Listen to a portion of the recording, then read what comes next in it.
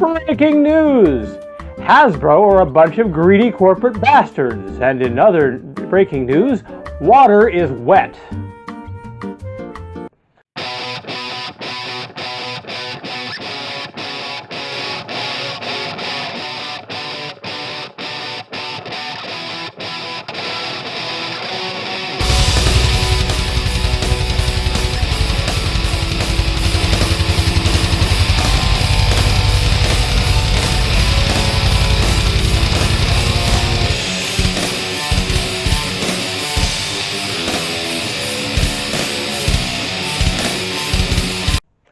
What's up, Internet? Jay here with Nerd Rage Against the Machine, and this video has been a long time coming, mostly because of the fact that this has been a banner year for corporate greed, and specifically for Hasbro's corporate greed, and I should have covered a lot of this earlier on, but I just haven't had the chance. And after the Christmas news that they have laid off 1,100 people, also that their CEO, Chris Cox, can still get an $8 million bonus for the company's poor stock performance and everything else, this feels like a long time coming. It feels like something I should have done, so consider this the pent-up ball of rage that's about to explode. A little backstory. One of the reasons I haven't been making videos is because last year I was laid off by my company. About this time, in fact, I was the last man out the door on New Year's Eve. So, yeah, we've all been there, and I spent this last year, looking for employment and having something not fall through and things like that. So it's been frustrating for me. So I really do know what these guys are going through. On top of that, with much of the reporting about this, I've noticed some really weird and bad takes on both the toy collecting side and the gaming side. And since my channel tends to cover both toy collecting and gaming, I thought, you know what, maybe I need to put my hat in the ring finally. So here we go. I'm going to start this, though, with a very simple premise. Something that I think should be obvious, but there's always the fanboy, the nut job fanatic who is going to argue this point, but here it goes. Corporations are not your friends. Now, saying that, there are some caveats, and the first one is the fact, of course, that corporations also love the messaging that they are your friends. Target called their customers guests so that they sound better. It's that kind of redressing language to make it sound like there's something there. And I think we've all worked at places that do similar things. If you've worked in any kind of customer service job, corporations love to tell the story that they love their customers, that they're friends with their customers. When the fact of the matter is the CEOs, use those first layer of customer service reps to insulate them from the day-to-day complaints. And, that's something that's going to happen again and again. And even in this situation, 1,100 people were laid off, but Hasbro CEO Chris Cox is still getting his $8 million bonus despite poor stocks, despite poor performance this year. Why? Because that's the important part. The CEOs at the top make their money. And it's a sad state of affairs. But yeah, any company is primarily there to make money.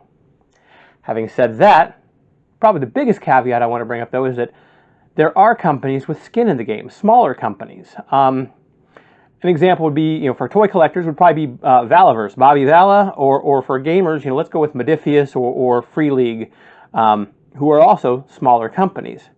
Now, what I mean by the fact they still have skin in the game is that these people, again, they are profiting, and they're intending to profit. I mean, I have no illusion that Bobby Vala and I are not BFFs.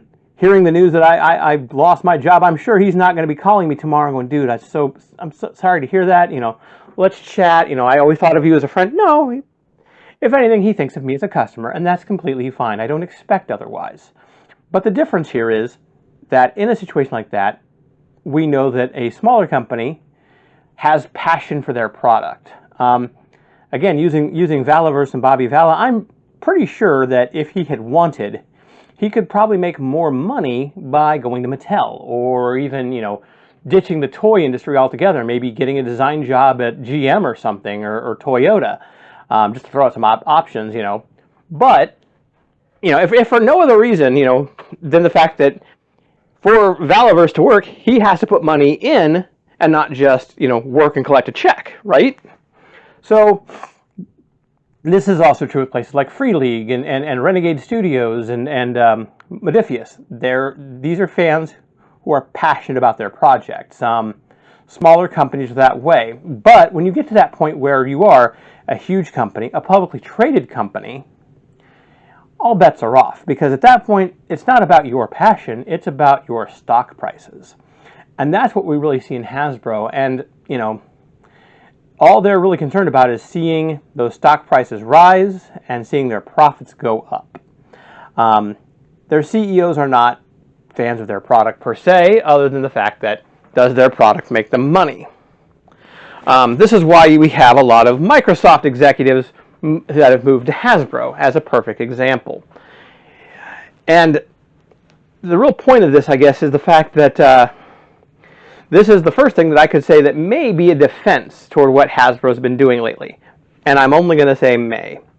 Now, everyone here remembers, of course, the pandemic, the plague, COVID-19. And a lot of companies, Hasbro included, saw a great jump in stocks during the pandemic. Why? Because you couldn't go out to the bars, you couldn't go dancing, you couldn't go drinking, you couldn't go partying publicly, but you could buy a player's handbook and pretend to be an elf in your basement online with your friends. You could finally make that full collection of Star Wars figures you were missing. You could do all those things, which again brought Hasbro a little extra money. It also brought Games Workshop a little extra money, and other small companies and toy companies. However, now that the bans have been lifted and we can socialize again, those people are putting their money back into bars, back into theaters, back into those public venues, and that money isn't there.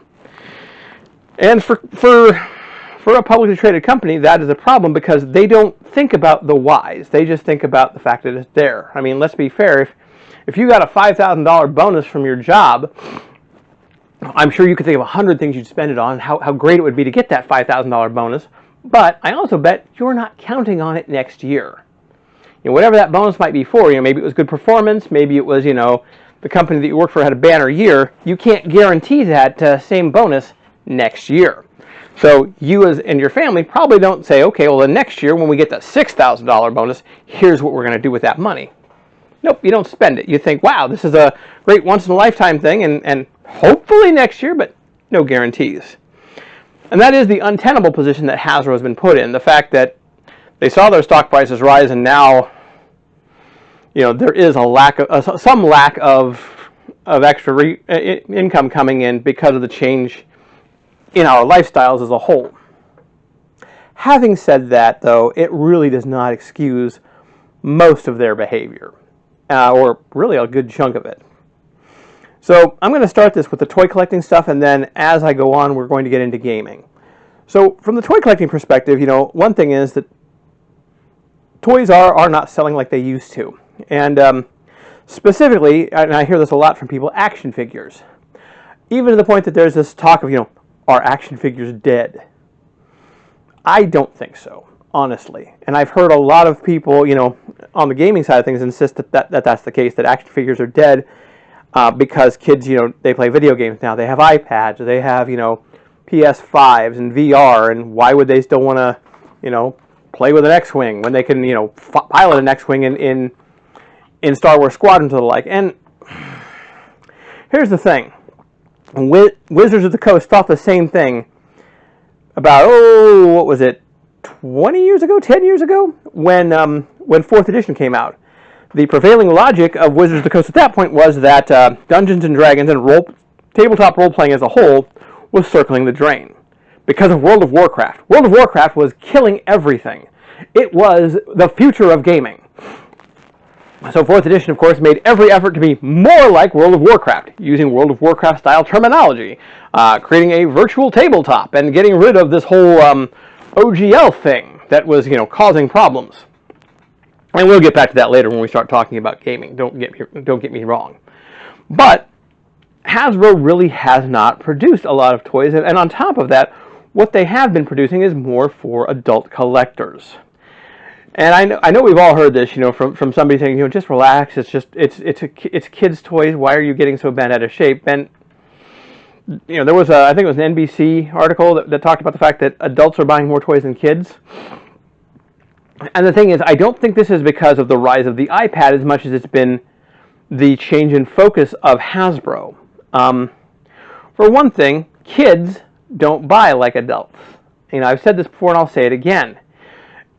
When I am collecting a line, like when I was collecting Masters of the Universe Origins, I would walk into Walmart, go make a beeline to the Masters of the Universe stuff, take a look. Do they have the figure I'm looking for? They don't. I'm done. My daughter, on the other hand, when she goes looking for a toy, she might say, I'm looking for this Barbie. I've got to have this Barbie.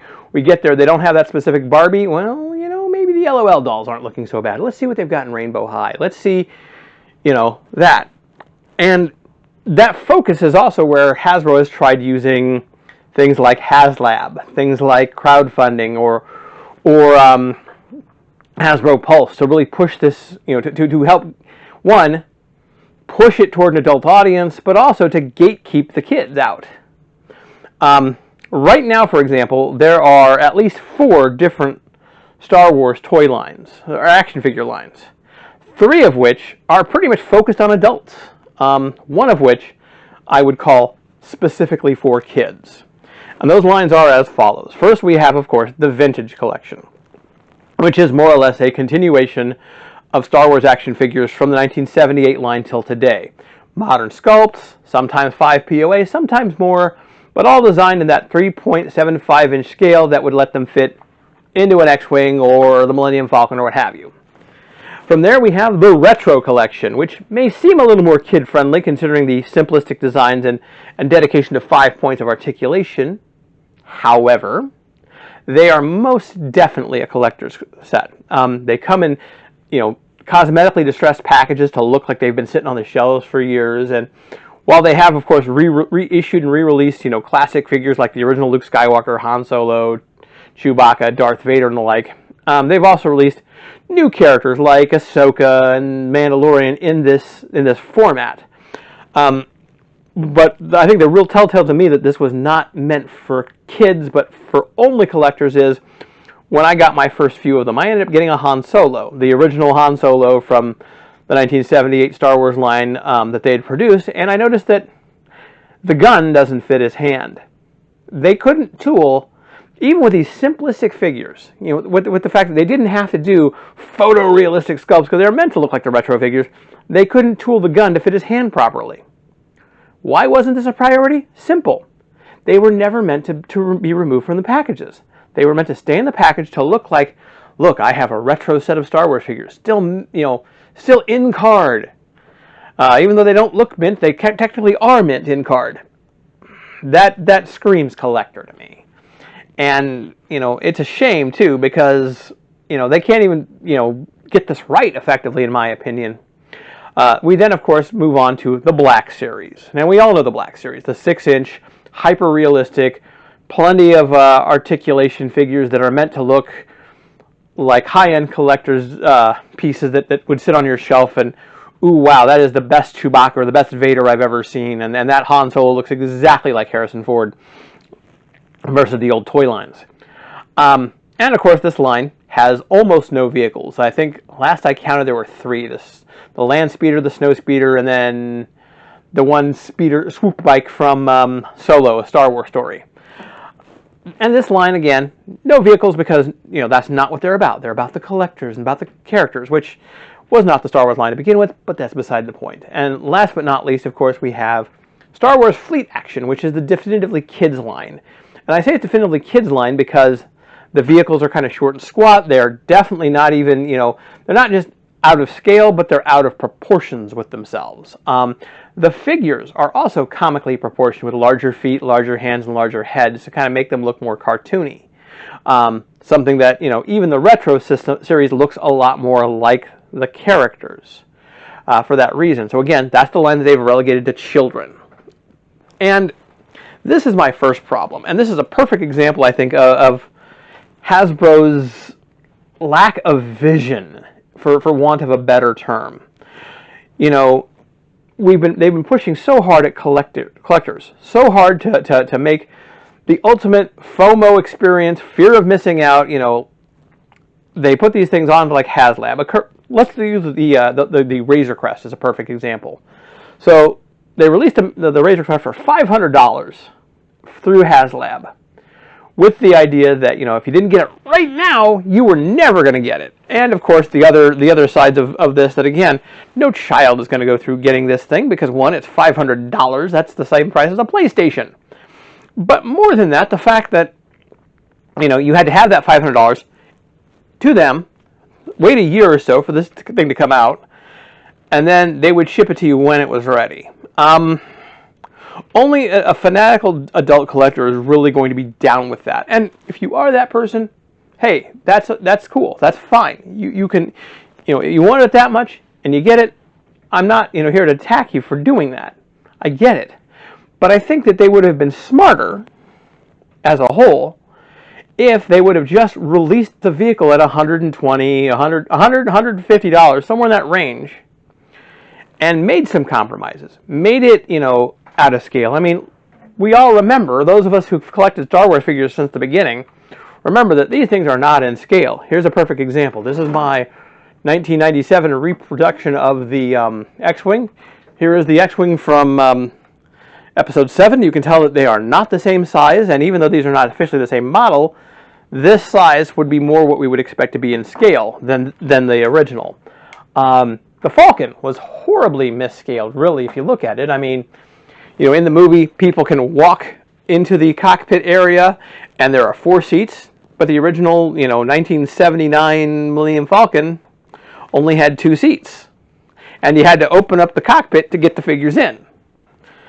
And I think that honestly, a Razor Crest that was like that, collectors would have bought it because, hey, it's the best representation of the Razor Crest that's out there, and it looks decent. You know, if they put the work into making it look good, cool, I would buy one. I would have bought one, no problem.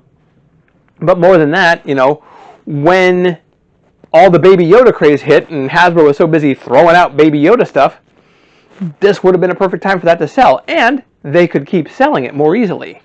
It is more likely that they could have kept that going, at least until the crest blows up in the show, which, you know, sadly, by the time that most people got their Razor Crest, that was the case. The end of Season 2 happened, and there's no more Razor Crest in the show, but hey, you have this great prop of a ship that no longer exists. On top of that, of course, this is not the only example of Hasbro's push toward greed. I think all the HasLab stuff has been kind of that way. I think we all remember, those of us who collect toys, the Engine of Vengeance, a $300 toy that looked vaguely like a Dodge Charger because it was Ghost Riders, and the amount of garbage that they were trying to spew to the idea that this was worth that, when, you know, McFarlane can sell you a Batman monster truck for a slightly larger scale for $50-$60. And to be fair, that just seems, you know, comical to me that they would keep trying it, but that's really where they find the best, I guess, where they find their best customers, or at least the whales, because that's it. They're hunting for whales at this point, boys and girls, and you can see that. On top of that, of course, I'm sure many of us have complained about the sheer hard time we were having finding action figures. You know, a line will be released and you'll never see it. Case in point, the Indiana Jones 6-inch figures. I think I've seen 1 or 2 of them in the wild, and one of them was at an Ollie's. But then you'll see, like, you know, swaths of figures some other place. And one of the things I think really that's caused this, and again, is Hasbro has been spending a lot of their time tying themselves to the Disney license, Star Wars, and Marvel and the like, and other licenses. And as Hollywood's greed has grown, they have pushed for more blockbusters. And you see this in Hollywood all the time. I mean, as a case in point, this year alone, we had 3 Marvel movies and 6 DC movies. So, and I'm not counting Marvel TV shows. But instead of giving us a line and then letting it go over time, they release little bits and pieces here and there. And I think this has really messed up their ability to distribute for anything. Case in point, I know that there's plenty of figures I would have probably picked up had I even seen them on the shelves, but I haven't. Now compare that again to, say, the original G.I. Joe line or the original Star Wars line. I mean, I can remember in 1980 still being able to find, Stormtroopers, Darth Vader, the occasional Luke in his desert tunic, because, those figures were readily available. We didn't rush through them like we do now, and you see that today. I remember hearing fans complain about Marvel's Eternals being, a massive peg warmer. But if you think about it, really, and I'm not trying to defend the Eternals, but it's a perfect example. Those peg warmers were on the shelf way less time than a lot of toys back in our day. So if they can't stay on the shelves, if that's too long, then what about these more popular lines that are disappearing? I think that Hasbro is trying to rush so much stuff out the door quickly to coincide with show X, Y, and Z that we're now seeing this poor reaction. And this is not just Hasbro. As a father of a daughter, I'm going to point this one out as well. We saw the same thing with the Barbie movie. Now, the Barbie movie didn't need a ton of merchandise. I mean, let's be fair. The movie doesn't have to advertise the notion that Barbie exists. Anyone who's ever played with toys between like 1960 and today has probably heard of Barbie. But they did release some movie-specific stuff. And again, they targeted, like Hasbro, the collector, not the kid. With, I guess, the logic that, if a kid went and saw the Barbie movie and then was hungry for Barbie stuff, go to any Walmart or Target, and there's plenty of Barbie stuff. However, the stuff from the movie, not so much. I had a hell of a time finding her the Margot Robbie version of Barbie. And, of course, she found a Ken, but that was about it. On top of that, though, all the other characters that they could have easily put on those shelves, such as, say, Asian Ken, President Barbie, Alan, which I do think kids would have bought. Those were only available through Mattel's collector website, mattelcollector.com, at about $50 a pop. Why? Because, what kid would want the characters they saw in the movie. And unlike a toy line like G.I. Joe, where, yes, I can understand that maybe you don't want the movie G.I. Joe figures working with with your collection of comic book or toy accurate versions. There's a little difference here. I mean, most the play pattern for Barbie tends to be, any doll on that same scale kind of works. I've seen my daughter play with miraculous dolls in Barbie, Disney dolls in Barbie, etc. So I don't think that, to be honest with you, that any of these things would have been peg warmers by any stretch. I think Asian Ken would have sold relatively well as Alan. But again, they made them hard, impossible to find if you're looking for anyone but Barbie and Ken, and even those were specifically sent to very small amounts.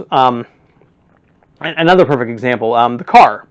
So for those of you who haven't seen the movie, Barbie's car was a very cartoony kind of early vet / Jaguar design, nondescript enough that nobody can claim that is officially any one car that Mattel would have to pay licensing for. But on top of that, it was misscaled.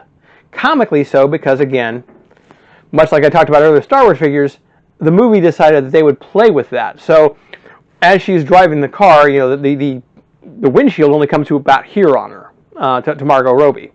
And the toy car would be the same way. But here's the kicker. To get the official Barbie toy car was $160, again, from Mattel Creations website. However, if you wanted to cheat the system, they sold a Hot Wheels version for $80, same scale, with radio control. So, again, this is a perfect example to me of corporate greed and stupidity. You have a superior product, one with radio controls, one that still fits the toys, and the same scale, but because it says Hot Wheels on the box, we're going to sell it for 50% less than the one that we're going to sell to the Barbie collectors at twice the price effectively for less product.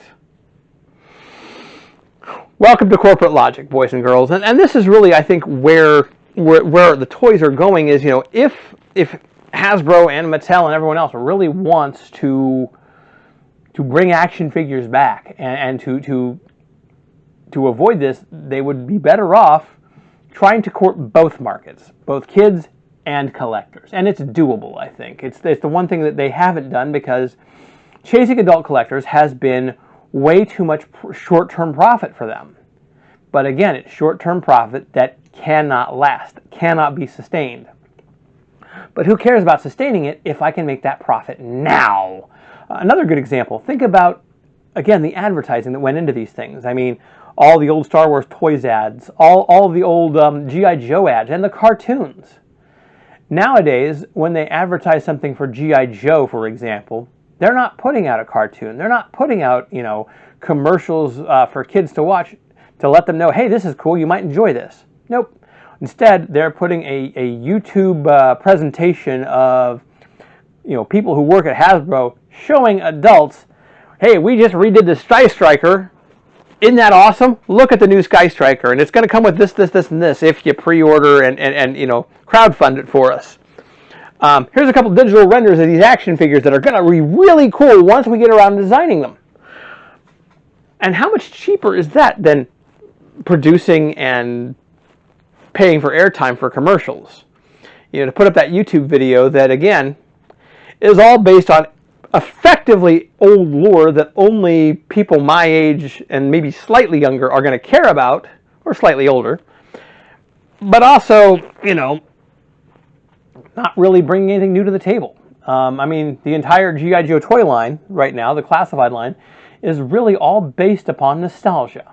The Star Wars lines are again, gunning for nostalgia because they're for adult collectors. If they were to market toward kids, to quote the movie Field of Dreams, which I'm not a fan of, but I'm still going to quote it, if you build it, they will come. And, that's where I think Hasbro is having such a trouble with their toy lines, is they're looking so hard at short-term profits, they're not looking at ways to sustain the market. And that's what's biting them in the ass, really. And there's talk now that they might not be producing toys.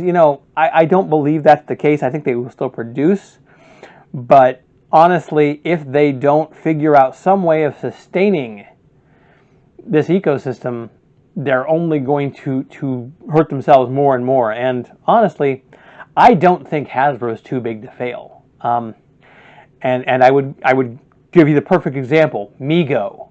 In the 1970s, they were one of the top dogs. I mean, Kenner was kind of a small company that did a few cool things, but they were nothing compared to Mego. I mean, Mego had both the Marvel and the DC license on top of Star Trek and Planet of the Apes. They had a ton of, for fashion dolls, they had a ton of licenses of celebrities. Forget Barbie. My sister has Sonny and Cher. Cheryl Tiegs. Captain and Tennille. These were all things that Mego made, and made heavily, and they were, they also made the Micronauts, which, struck right at the perfect time when Star Wars was coming out. No Star Wars toys, plenty of Micronauts, kids bought Micronauts. But again, Mego failed. It went under. It's back now, thankfully, but again, look at the difference there between Hasbro and Mego now. Marty Abrams, the CEO of Mego back then and currently now, is almost seen more as a folk hero than he is as a typical CEO. He talks to his fans. It's obvious there's some passion there for doing this stuff. Yeah, I'm not denying the guy makes money off of it. Obviously, that's the whole point, is to make money. But he also listens to his fans and seems more like he's part of that community than Chris Cox or any of the CEOs that Hasbro would ever seem.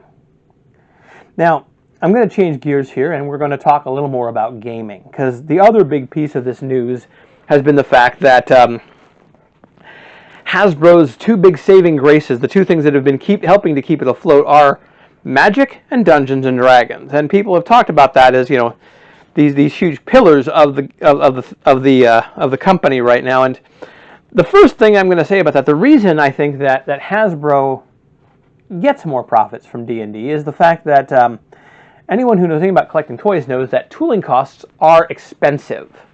You know, to make a toy costs several $1 million just in tooling alone. And this is why a lot of toys, especially those that are unique IPs like Transformers, G.I. Joe, Power Rangers, always try to use He-Man. Always try to use as much of the same mold as possible. I mean, the original 12 G.I. Joes, you know, Snake Eyes is nothing more than Hawk or Grunt with a unique head and all painted black. And Stalker is the same thing, only with a different head and painted camo. You know, we had that as ways to help defray the costs. Well, printing a book is way cheaper than tooling a toy line, especially when you look at Magic the Gathering, where what you're really doing is printing a bunch of poster size sheets, cutting them into cards, randomly shuffling them, randomly packing them, and maybe some of them you're doing as you know, preset decks, but still, that's really all you're doing is small, cheap rule book, cut the cards, and printing all that stuff is way cheaper than it is to tool a single toy.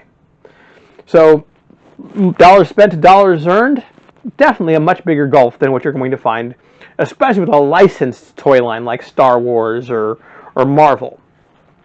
Saying that, though, Hasbro has had a ton, and I mean a ton, of missteps this year when it comes to their gaming side of things. Look at Magic as a perfect example. Magic has had some successes. In fact, it's probably one of their more profitable products.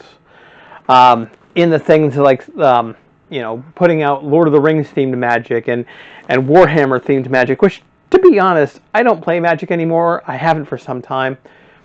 But, you know, this to me really does rub me the wrong way because of the fact that, you know, this isn't Monopoly. You know, how many times have we seen Star Wars Monopoly, Simpsons Monopoly, Edna Krabappoli, you know, your local sports team's Monopoly, your local town's Monopoly, Harley Davidson Monopoly, Pokemon Monopoly. And certainly that's not the only company or toy or property that has or game that Hasbro's done that to. You know, make a ton of different variants, but Magic is set in its own world. But instead, we're going to start making, you know, Rick and Morty Magic, Doctor Who Magic, Star Trek Magic, Star Wars Magic, whatever magics we can make to help make a profit. But again, all in the name of profit, not for keeping a game interesting and coherent. And we've seen some foibles with them, not the least of which was calling the Pinkertons on a fan. The story goes that some fan was accidentally sold or sent the wrong set of Magic, a pre-release set of Magic cards. He showed a slight unboxing on his YouTube channel to kind of show them off. And again, this is where a small company, you know, if I had gotten a pre-release of Valaverse figures that weren't released to the public and showed them off, I'm sure that Bobby Vala's response would be something like, "Cool, did you enjoy them? You know, I got a lot more cool ones cooking in the background. You know, let me show you some renders." A gaming company, you know, I'll bet you anything that if Modifius sent me the, you know, a yet unreleased Star Trek book and I showed it off on YouTube, they'd be like, "What'd you think? There's a lot more cool stuff coming," you know, because that's, you know, again, someone with skin in the game is more passionate about the idea. Hasbro is so concerned about their IP and protecting their intellectual property that even though the guy paid for product, got product that was the wrong product, you know, not his fault, they sent the Pinkertons to shake him down, to scare the hell out of his wife, to demand the product back. And just, I can't help but think of the amount of goodwill they could have generated that instead was completely squandered in that community. Not to mention, of course, the ever-present, and this is true with both toys and gaming, the ever-present price hikes. We've all seen them happen again and again and again. Now let's move on to Dungeons and Dragons. I have not played Dungeons and Dragons since the 3rd edition. I mean, I've played a couple one-offs, but I don't run or play D&D regularly. I'm one of those gamers who is pretty much anything but D&D. But I can't deny it is the big dog in that industry. And I think that's part of Hasbro's problem. They own what is not even arguably, but is the biggest RPG, tabletop RPG in the worldwide, pretty much. This is, and if you look at their nearest competitor, this isn't Coke versus Pepsi. This is Coke versus Schweppes, or Coke versus Sprecher. Huge thing that everyone's heard of versus something that like maybe 6 people have heard of. And because of that, Hasbro has no damn clue how to compete in that market, and they haven't tried. They have consistently compared themselves to video games more than they have to, again, Chaosium or Paizo or, Mongoose, Modiphius, Free League, because, again, they are a lot larger than them, so they're looking at wanting bigger gains. Chaosium's not going to get out a Call of Cthulhu movie anytime soon. Cyberpunk got an anime, which was really cool, but again, that's a surprise, not, and it was not as big a production as the D&D movie by any stretch, although it did a lot better. Tells you something right there. But even there, I'm going to stop myself right there and point this out. As a perfect example, when the Cyberpunk anime came out, almost immediately there were people online trying to figure out how would you build the Cyberpunk characters from that anime in D&D? Like, would David be an artificer or some sort of... And it's like people kept pointing out, like, there's an entire role-playing game that already... You could figure this out because it's built around this, The special piece of cyberware that he gets at the very beginning of the show, well, I can't remember the name of it, but anyway, it's basically boosterware, Krezatov boosterware, I believe. That's in the book. I can pull up the stats right from, the current and previous editions of Cyberpunk. But again, D&D is the only game that matters in town for a lot of people, and that's the thing that Hasbro has often exploited. And during, again, that conversion from 3rd ed to 4th ed, they believed very heavily in this idea that pen and paper role-playing games were circling the drain. So what are we going to do about it? We're going to make a virtual tabletop. We're going to put everything online, make this more like a video game, compete with World of Warcraft, not with our competitors. And honestly, it hurt them. It was the first time their sales had dipped so significantly that people were jumping ship. And this is what created Pathfinder, which is probably their biggest competitor. Even though they're still only 1/10 the size, they saw a significant, exodus from D&D when 4th ed happened. 5th ed was effectively an apology for 4th ed. And it became more popular because of things like Critical Role and Stranger Things and people seeing it more in the cultural zeitgeist. So yeah, it became a huge deal.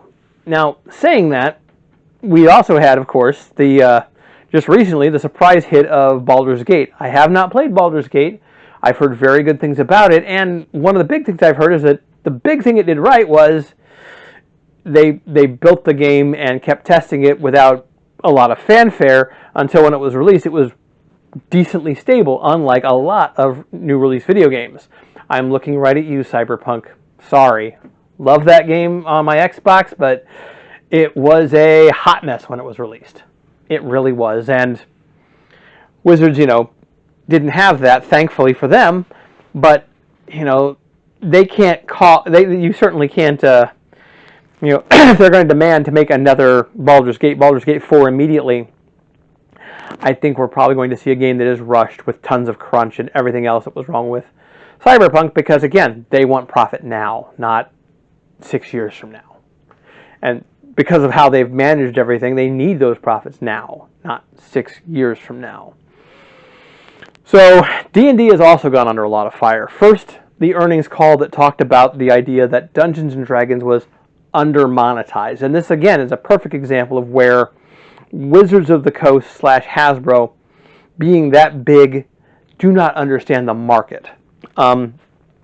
They're comparing it to mobile games. They keep talking a lot about the idea of, how do we get those whales? For those of you who are unfamiliar with mobile gaming, a lot of free games will be free, but there's some little things you have to pay for. And how these companies make their money is what they call the whale, the guy who's going to buy everything, who spends $400 on a game that was free to play. They don't care about the free to play guy. They want that guy who's going to spend 400, 500, 600, etc. to buy it. And with gaming, that logic doesn't work. In fact, I've even heard they compared themselves to Games Workshop and Warhammer, which has about a tenth the play base, but makes 10 times as much. Why? Well, because again, for you to enjoy a game of Dungeons and Dragons, all you need to do is the Dungeon Master has to buy 3 core rulebooks at about $150. All the other players can literally spend nothing and enjoy the experience for as long as they want to play. Right now I'm running Call of Cthulhu, and while I've been a bit of a whale, I mean, I've got a good size of Cthulhu books in my library, my players literally didn't have to. As long as they have dice and a character sheet, they're good. And that's how a role-playing game works, much like board gaming. If you want to enjoy Axis and Allies with your friends, only one of you has to buy the box. But Warhammer, everyone needs to spend a ton of money on their army. And that's how it works. And the same thing with video games. If you want to play, Call of Duty against me, I don't play Call of Duty, but you get my point. You have to at least buy a similar platform machine, Xbox, PlayStation, PC, and a copy of the game, and probably any add-ons. And that's what Wizards has been looking for, is to hunt whales, is to find those people who will spend a ton of money. And they may think that it comes from the Dungeon Master, or the Games Master, but that's not always the case. Those two may not be the same. I've had players in my group who buy every damn book, even more than I have as a GM, and I have to explain to them, we're only using these books because that's what I have access to. But again, it's no guarantee, unlike a video game or a war game like Warhammer or Bolt Action or the like. Having said that, this is what they're after. So they've again, told their investors that we're going to do what we can to monetize these lazy players, these cheap bastards who are not putting in their fair share. And that's really what the VTT is all about, is creating an environment where we can control a subscription. We can put on all these little add-ons. If you want a really cool looking bow, it'll cost you 99 cents. Doesn't seem like much, but for a whale, these things add up. You want cooler looking dice? $3.99. Visit our web store, and they'll nickel and dime you to death. The problem with this is the fact that, again, one of the charms of the game is that it is not online. The fact that you can play with friends, tell stories, and Wizards has never understood that, I don't think. At least on the CEO level. There may be some designers, because I don't want to, again, count everyone out, but for the CEO, nope, that's pretty much all about trying to make profit, and that's what they're doing.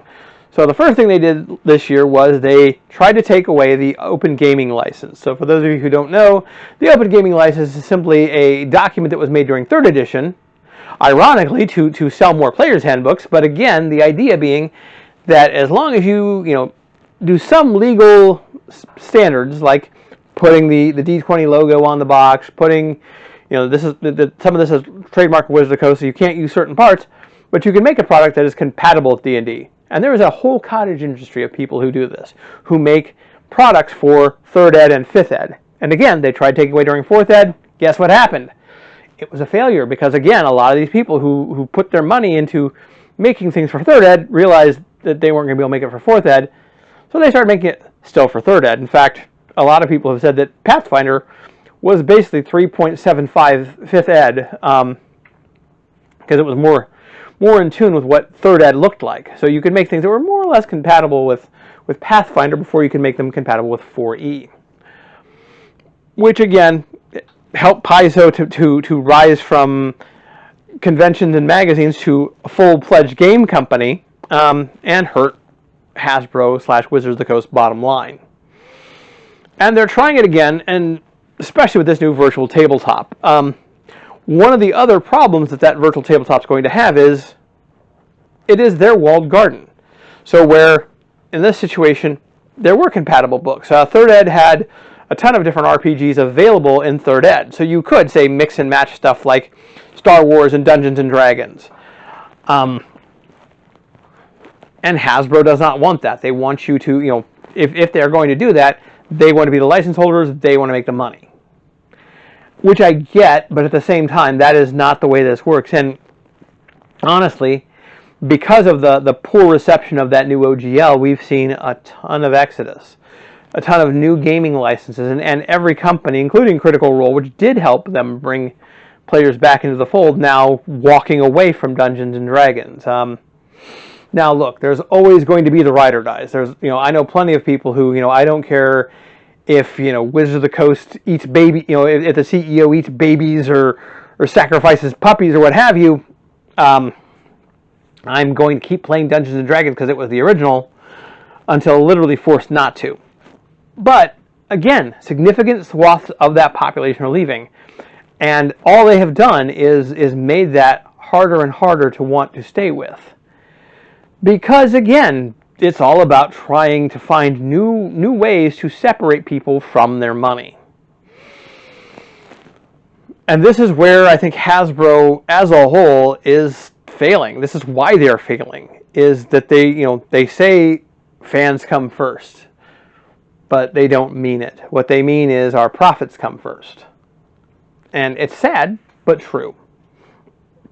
And we see this again and again in toys and gaming and everything else they're doing. And even in the fact that it sounds like there's a new deal with McFarlane to start making toys, which I guess people are talking about, will they become a licensing house? They've already done that, and I think that may be where they're heading. The tough part is going to be what licenses they really have of their own.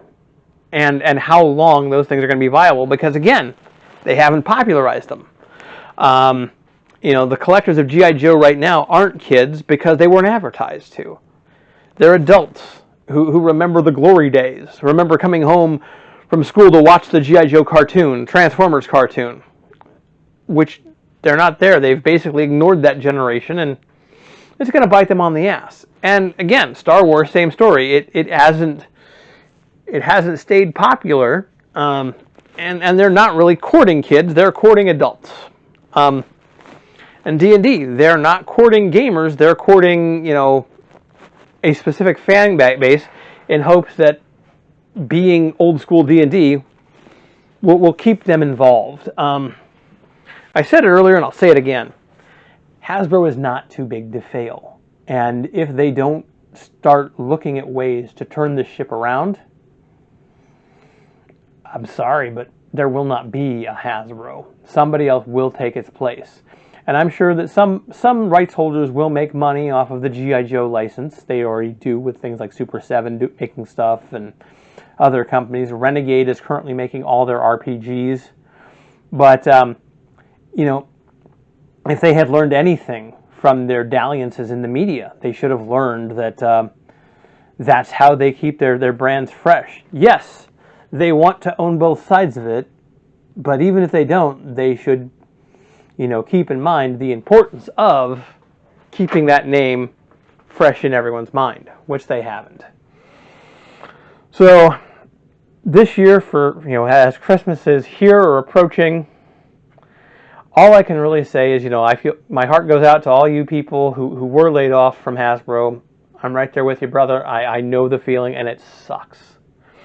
As for your CEOs, if you don't, let this be the ghost of Christmas future here. If you don't change your ways, you're not going to profit the way that you think you are. I just don't see it happening. And so, with that, I'm going to say, I bid you adieu. Merry Christmas. Happy New Year. And, I think I'm done with buying crap from Hasbro for the most part. Take care.